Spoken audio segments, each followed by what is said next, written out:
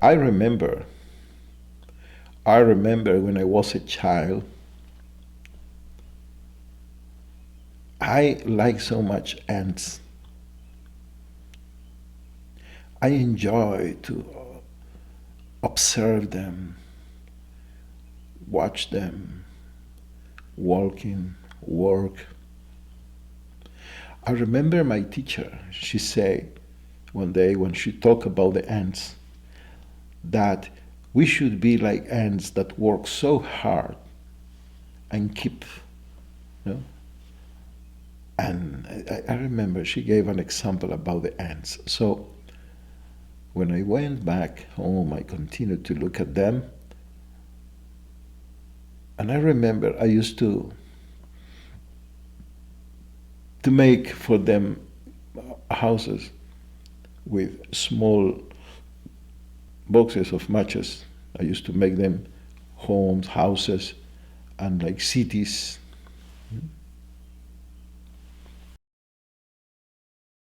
For me, it was very attractive to see the peace, the tranquility of the ants. So different from human beings that are busy too, but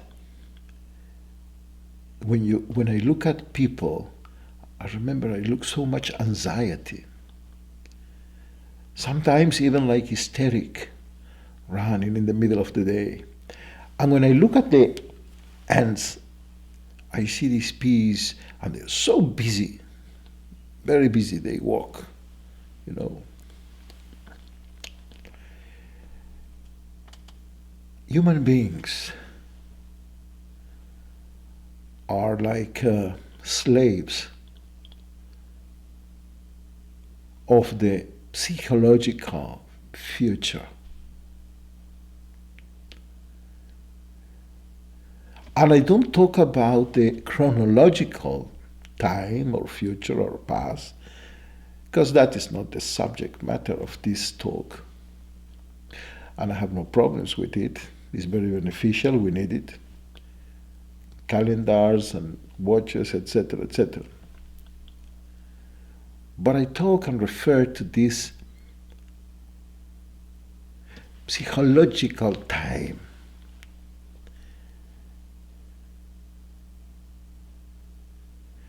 Chronological time is beneficial because, for example, we have the capacity to jump into the past and to remember.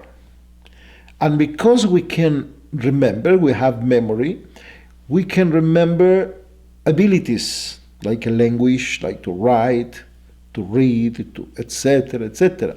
And that is amazing and it's great. And the future, of course, that is no problems, because with the future we have this capacity to make projects, to project ourselves, visions, to be a visionary too, to do so many things. Most of the technology, etc., etc.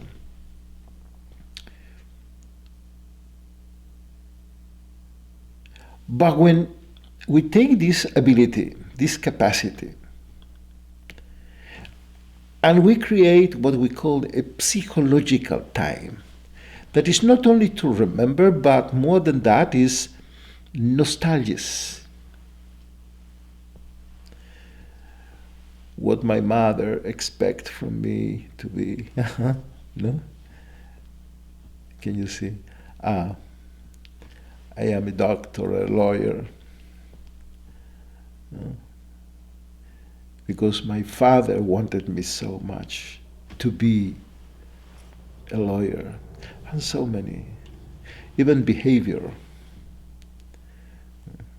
what others expected from me to be. And there you have not only the family, you have all the culture, the tradition. You are an Italian, you are a Chilean, with all what the culture and the tradition gave me, made me, are part of me.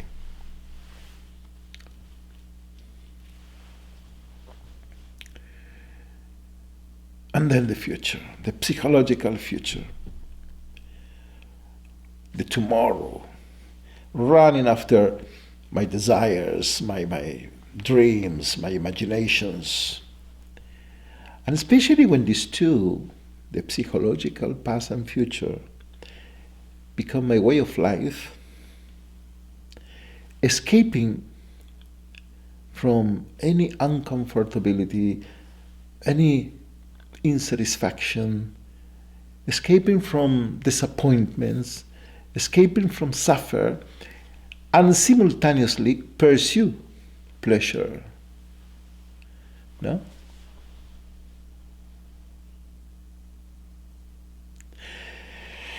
And I talk about living, looking psychological to this tomorrow, the pleasure I will achieve, the satisfaction I will reach. And this lifestyle, this way to live,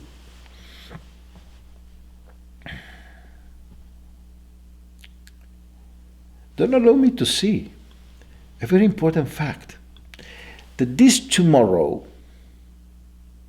in some moment will be present. In some way, this, what is not, asat, in existence in Sanskrit, doesn't exist, asat, in some moment will be sat, existence. What is not, that is only imagination, is only a dream, a fantasy, in some moment will be reality, because the reality is this moment, the present.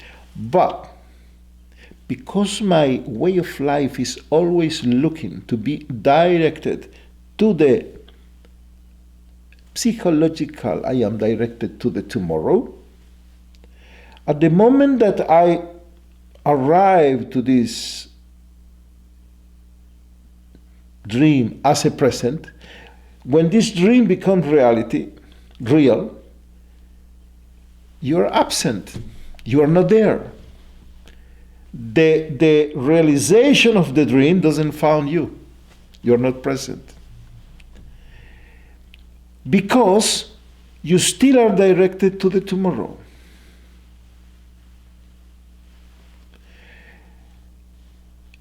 Doesn't happen, for example, so many times that you prepare yourself for a party, especially when we was young, I remember. Prepare ourselves for a party, and the preparations was amazing. But in the party itself, didn't enjoy so much like in the preparation, in the before, in the preamble. And it's weird, because logic say that if you prepare yourself for certain pleasure, in the moment of the pleasure you will, no, you was disappointed sometimes, because you was not present, you was not there. And as I say many times, there are people who become in contact with spiritual life because they hear from a teacher or a book that spiritual life is about happiness and to go beyond suffering. And they hear, oh, so they go to the temple, to the yeshiva, to the ashram, the monastery, whatever, depends of the tradition you choose. And after a while they see that there is study, practice, hard work, and they begin to think, this kind of sadhaka, aspirant, begin to think that, wait a moment, when I was in the society, I enjoy much happiness. I drink Coca-Cola, eat hamburgers, see televisions, etc., you know, go to parties. And now I work very hard, so where is the happiness? I don't understand this happiness. It is very important to understand that this running after happiness and escape from distress imply a movement that is directed to kill consciousness, to kill life. Because consciousness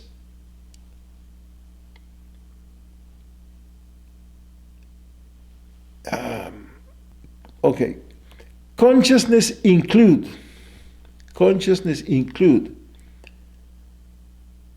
happiness and distress, pleasure and pain. If you take, for example, a rhinoceros,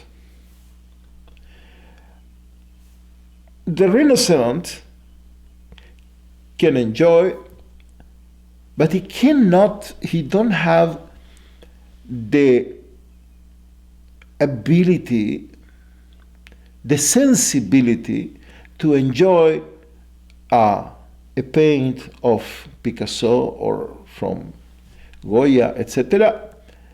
He will not enjoy classical music, Beethoven, Mozart. He will not enjoy poems, etc. He will not fall in love in a romantic way. In that sense, he is like less developed than human beings. Yeah, he's inferior in that sense. But on the other side, he will never suffer if he need to separate from his rhinoceros partner, or his son or daughter die.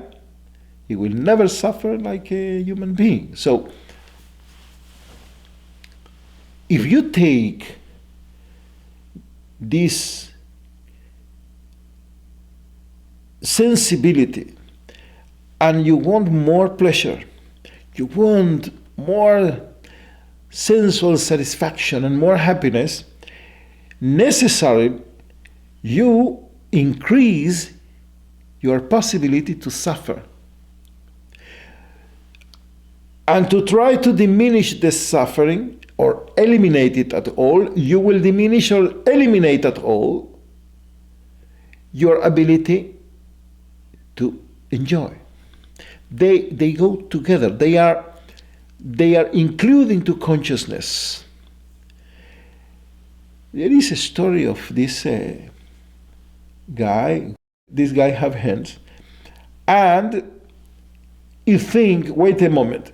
One part of the hand, I need to invest money because eating, I need to buy food. But the other part is the good part because I receive eggs. So he think what to do. I cut the hands in two. And when he cut them, obviously he killed them. This story is very similar to what we do when we run after pleasure and we want more pleasure and sensitivity, and we want to develop our sensitivity to enjoy of more subtle pleasure, and simultaneously we try to eradicate from our life the suffering. So what we try to do is to cut consciousness. In other words, whenever you try to escape from suffering, you aspire to be as a mineral. So what to do? Those people who come to spiritual life and they think there is no happiness, it's because they don't understand. When a master says spiritual life is about bliss, ananda is consciousness itself, is bliss, is happiness, but absolute happiness. That means that, of course, you have to go beyond suffering and sorrow and pain. You have to go beyond it. And that nobody have problems.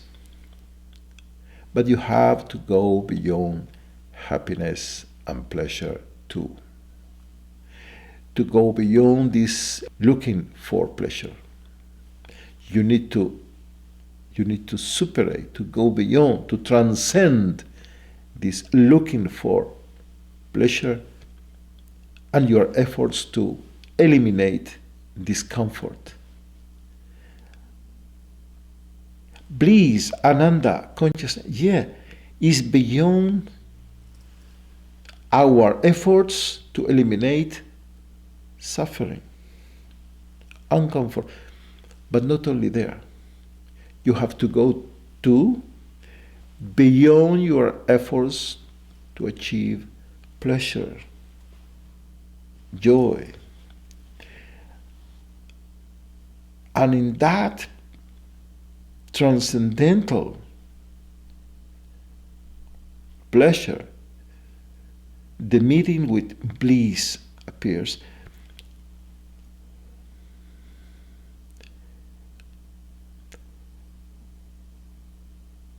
The meeting with bliss appears. And it's absolute bliss, absolute happiness. Because it is not a happiness that is the opposite of pain. It's not the kind of happiness that cannot exist without pain, because if there is happiness, there is pain. If there is pain, these are two sides of the same coin. Absolute happiness is a kind of bliss that don't depend of nothing else. It is what it is. Bliss, completeness.